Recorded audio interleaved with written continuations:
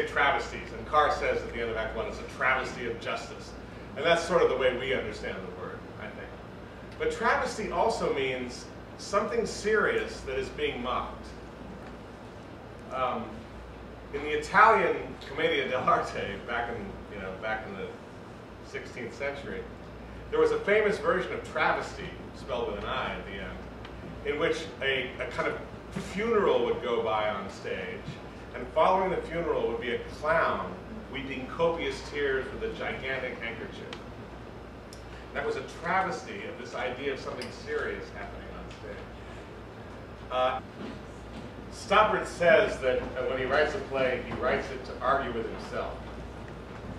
So he puts the most articulate or that he can find and potent arguments into opposite viewpoints, and then has them kind of go at it on stage. And when he was a young man, he was very much on the side of Zara in this play. And I think as he's gotten older, he becomes much more on the side of Joyce. What made him write the play was reading Richard Ellman's wonderful biography of James Joyce, and realizing that most people understood that Joyce was a pivotal figure in 20th century art and literature, but that not many people had read the book that he had written.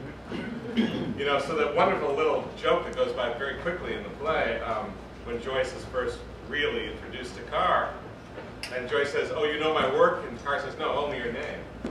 That's most of us, right? I mean, we know James Joyce changed the novel, but we don't really kind of cop to having read all of Ulysses.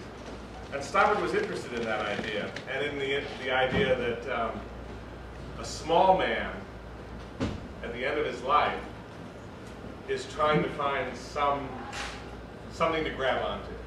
And the thing that Carr tries to grab onto is that these famous people were there at a pivotal moment in the world's history.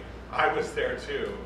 And even though at the time I may have let it go by, I'm going to try to bring it back and kind of claim some meaning for myself. He was Irish, of course, though not actually from Limerick. He was a Dublin man, Joyce. Everyone knows that. Couldn't have written the book without.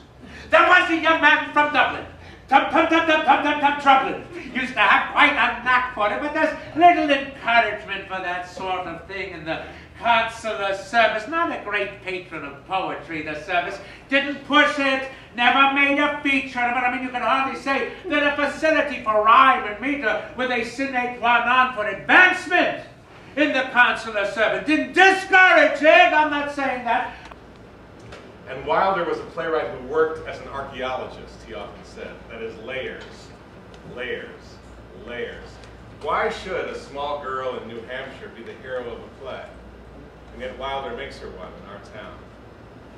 So Stoppard is saying there's layers here. There's layers of history, there's layers of revolutionary spirit and thought, there's layers of our own relationship to the art from the past and the art that we're making now. And that's what he wanted to make a play about. War to end all warriors, and between the warriors, Dada!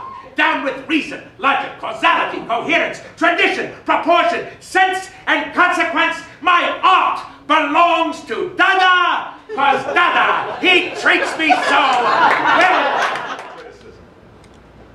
That here was a guy who wrote plays for an audience of people who had read the same books that he had written. And it's both fair and unfair. Because if you look at this play on the page, it's a very dense piece of work, you might imagine, right? And it looks like a Joycean manuscript. It's big blocks of text. Or then moments of verse, or limerick, or stickamithia, you know, one line, one line, one line. And you say, what the hell is this guy doing? No wonder he wrote it for the Royal Shakespeare Company. What other theater in the world, except someone with Shakespeare in their name, would try to embrace something like this? But Stoppard is a man of the theater, first and foremost. His first play was a play called Rosencrantz and Guildenstern Meet King Lear. That was the original title. That was the original title. So already he's raiding literary history to make jokes. He changed it famously to Rosencrantz and Guildenstern are dead. I put the newspapers and telegrams on the sideboard, sir. Oh, is there anything of interest? The Neue Zürcher Zeitung and the Zürcher Post announced respectively an important Allied and German victory, each side gaining ground after inflicting heavy casualties on the other, with little loss to itself. Ah, yes, the war. How I wish I could be back in the trenches with my comrades in arms. Wonderful spirit out there in the mud and wire. Brave days and fearful nights. Bliss it was to see the dawn. To be alive was very heaven. Never before in the whole history of human conflict has there been anything to match the carnage. God's blood, the shot and shell, graveyard stench. Oh, Christ Jesu, deserted by simpletons. They damn us to hell. Oro pro nobis, get me out, get me out. No. To match the carnation, oxblood, shot silk cravat, starched, greased, just so, asserted by a simple pin, and damask lapels. No, brown, no, biscuit, no. Get me out the straight cut trouser with the blue satin stripe and the silk cutaways. I'll wear the opal studs. Yes, sir. I have put the newspapers and telegrams on the sideboard, sir. Oh, anything of interest? The war continues to dominate the newspapers, sir. Ah, yes, the war. There's only one finite thing in acting. And that's the words. You got them, you don't. Yep. So, you work hard.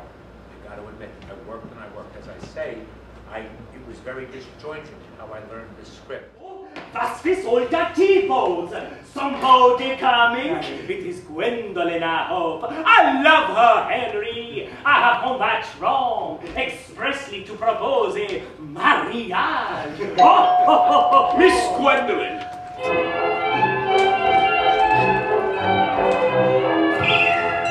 Mr. Joyce!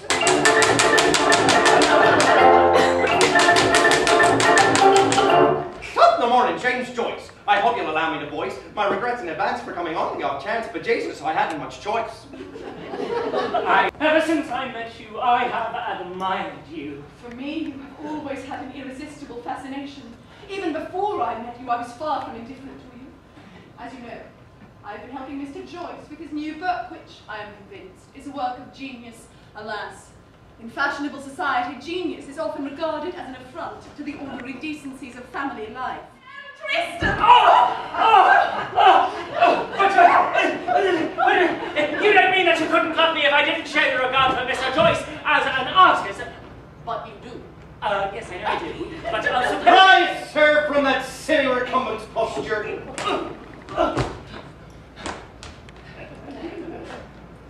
Your monocle is in the wrong eye. I must tell Henry! March 25th. Telegram from the German High Command to the Foreign Ministry in Berlin. No objection to the transit of Russian revolutionaries, if effected in special train with reliable escort. Ah, Bennett, tell me, is there anything in my correspondence that I might share with you and Mr. Tsara? The odds on Lenin have shortened somewhat, sir, but you can still get 100 to 1 against. 100 to 1! put a tenner on for me, would you, Bennett? Running the show by Christmas. And a tenner for me, Bennett. The dustbin of history. Yes, sir. March 31st. Telegram to Grimm. Our party definitely decided to accept plan for Russian immigrants to pass through Germany. We absolutely cannot agree to any further delay. Protest strongly against it. Look, be fair. Everything that Mr. and Mrs. Lennon say in this play, they really said. Even, we will have to find 2 Swedish deaf mutes and to have our passport pictures taken in these crazy ways. That's what they tried.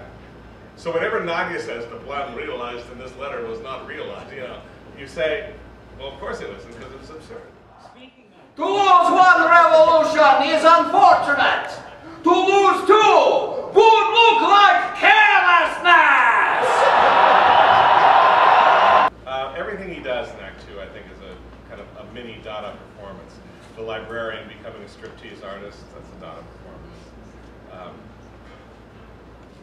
Admiral 6 House to let. Boum, boum, boum. Il déshabille sa chair quand le grand vie humide commencera à brûler. Ahoy, ahoy, des admiral Gwirp, bandklade Chanel aus revolt. I hear the whippoorwill around the hill, and at 5 o'clock when tea is set, I like to have my tea with some brunette. And everybody's doing it, doing it. Admiral Seek's house. To let! Clara Zetkin, in her memoirs, remembers him bursting out. Bosh and nonsense! Dear Cecily, does Mr. Zara, does he smell it with a T? T-Z-A-R-A. A Bolshevik, you say? Absolutely, Gwendolyn. You surprise me, Cecily. Oh, Cecily! Miss Cole.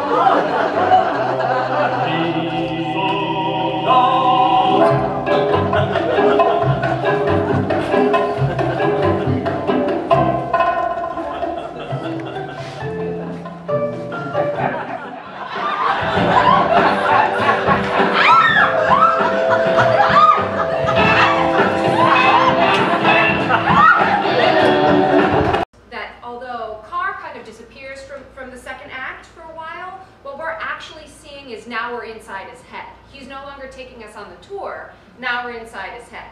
And so what happens inside the head of, oh, I don't know, and you know, a gentleman who's imagining two women catfighting nicely over some tea? Well, bring out the pies. And so that's sort of, I think, where the stepping off point is. And we've tried many a different pie substance. You're either a revolutionary or you're not. And if you're not, you might as well be an artist as anything else. Secondly, if you can't be an artist, you might as well be a revolutionary. I forget the third thing.